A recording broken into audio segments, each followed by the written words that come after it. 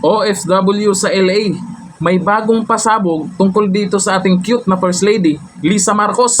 Hanggang ngayon may rami pa rin nagtatanong, nasaan na nga ba ang ating First Lady? Itong OFW na to ay nagtatago na po to ngayon. Kasi dyan sa post po niya, sa bagong post po niya, nasa secret location daw siya. Kasi nakaraan yung mga video niya, mayroon pang video siya na umiiyak, delikado daw siya. Kasi siya po yung kumuha ng video na andun siya sa harap mismo, sa labas mismo kung saan nangyari po yung may nadisgrasya, tapos nandyan po si First Lady Lisa Marcos, kwento niya yung nangyari, tapos may video siyang inilabas ngayon. At ito panoorin po natin kasi Bisaya po. Bisaya po ito, kaya isa-isahin po natin, ipaliwanag po natin sa inyo kung ano yung pinagsasabi niya. Ito yung video. So muna na di ba ni-promise ko ninyo guys nga nakoy pasabog karong adlaw? Kasi nakaraan, nag-promise na yun siya na may pasabog daw siya. O ito, pakinggan natin anong pasabog niya o update dyan sa nalalaman po niya kay Lisa Marcos. Kasi ang pagkakaalam natin, nandito na sa Pilipinas. Pero itong OFW na to, may mga sinasabi siya tungkol dyan sa nangyayari ngayon sa LA. Yes, as promised, ako i-deliver akong pasabog karon. As you guys know, nakadawad ko ka ng dokumento or information with the accounts of what had happened on March 8th on a Saturday katong nakita ng patay nga lawas si Paulo. And on that document, it includes names and complete accounts of what had happened that day. So I had decided, and my family, and we had actually talked to a couple of counselors.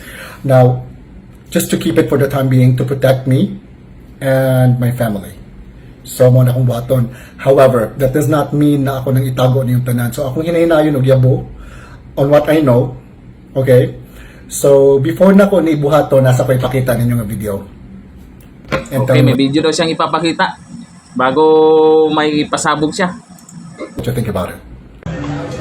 Alright. May VIP dumating. Bilisan niyo lang mata niyo, ha? VIP daw dumating.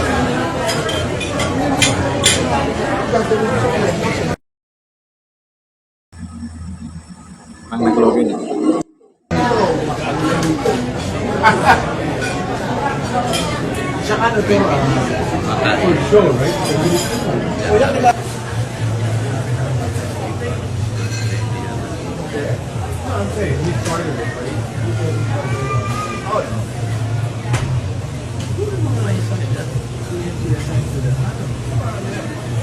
Kita natin, nandyan po si First Lady Lisa Marcos at kung sino yung mga kasama niya dyan.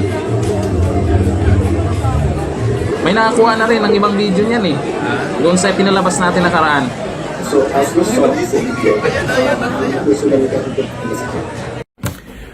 as you saw sa video, na yung mga personalidad dito nga taga Cebu. So, may mga ano pala, may mga kasamang mga taga Cebu doon sa video na yon.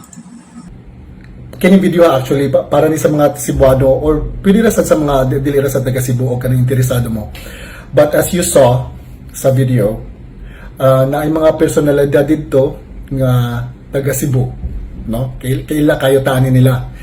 And usaan nila nga mga tawhana kay mao ang nipirma sa impeachment case ni Sara Duterte. Sabihin niyan, may mga nandyan na tungkol sa pirma sa impeachment case ni VP Sara Duterte. May congressman dyan. Naku po, may congressman ba dyan na kasama?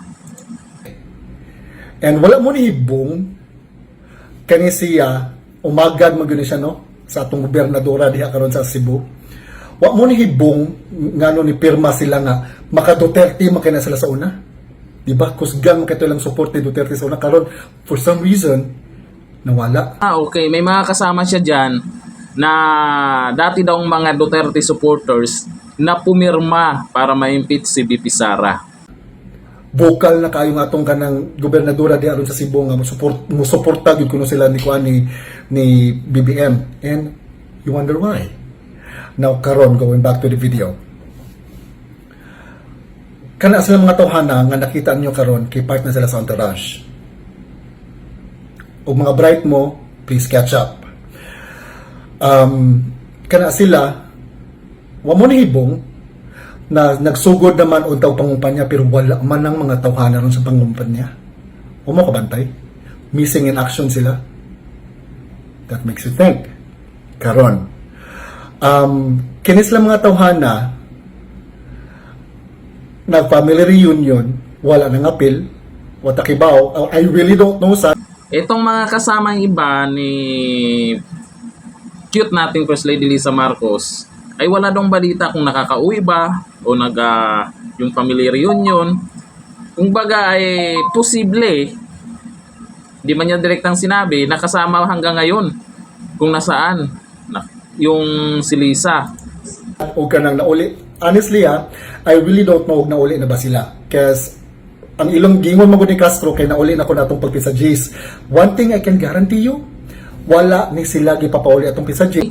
Paliwanag niya, yung sabi daw ni Claire Castro ay nakauwi na sa Pinas pero hindi pa daw kasi yung araw nga yung linggo. Kasi yan po yung kailangan pa maghintay ng Lunes dahil doon sa investigasyon. Kaya pinanindigan talaga niya na yung sinasabi ni Claire Castro na date kung kailan umuwi daw ng Pinas ay hindi daw talaga umuwi. Kaya again, Lunes na diha din Domingo diri sa mga. So imposible kayo nga papulion sila ana kay the day Imposible daw. Yun ayon sa kanya. Kaya di ko lang alam kung sino yung nagsasabi ng totoo, si Atty. Claire Castro ba or itong OFW na nasa LA. Pero depende po yan sa inyo kung naniniwala po kayo sa kanya kasi hanggang ngayon pinanindigan pa rin niya yung mga inilabas niya nung una na si First Lady Lisa Marcos ay hindi pa rin daw nakakauwi ng Pilipinas at mayroon palang mga nakakasama dyan na kung saan ay pumirma sa impeachment BP Sara. after or the day prior na namatay niya, the day after papulion sila, imposible na mahitabo. So karon, di ba nangutana mo kaysa pay parts entourage? O bright mo, dali ra mo makakatch up. Wa mo nihibong ano sila nagapil-apil sa kanang mga pangumpanya karon. Nag-family reunion, wala sila.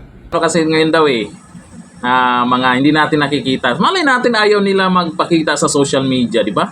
Sa media, di ba? Malay natin. They're missing in action. Why? Di ba? Wa mo nihibong? So, that's one pasabog na ko for today. Okay? And do your own investigation, mga Bisaya, mga... Ayun po yung panibago niyang pasabog. Kung sino po yung nagiging kasama ni First Lady Lisa Marcos. At ganun pa rin yung sinabi niya. Nasabi na yan niya nakaraan na tungkol po dun sa nangyari na umuwi daw ng March 10. Sabi ni Claire Castro pero hindi naman daw. Pero sana hindi lang po ganito yung lalabas niya na kwento lang. Dapat merong talagang mas karagdagang matibay na ebidensya na ilalabas. Kasi ngayon, malamang ito ay baka pinaghanap na siya kasi nagtatago na itong OFW na to, si Dean Chase. Ayan, Dean Chase. Update po natin yan kung anong susunod niyang pasabog kasi nag-iimbestiga daw siya. Nako, sana ay malaman po natin na talagang nandito na sa Pinas ang ating cute na First Lady Lisa Marcos at malaman natin okay siya. Kasi siyempre maraming nag-aalala. Kasi yung mga post niya, ang sabi ng iba, edited daw. Hindi natin alam kung edited o hindi. Hindi naman ako marunong mag-edit. Yung mga magagaling mag-edit, sila yung nakakaalam kung ano yung katotohanan. Hanggang dito na lang. Thank you. Bye-bye.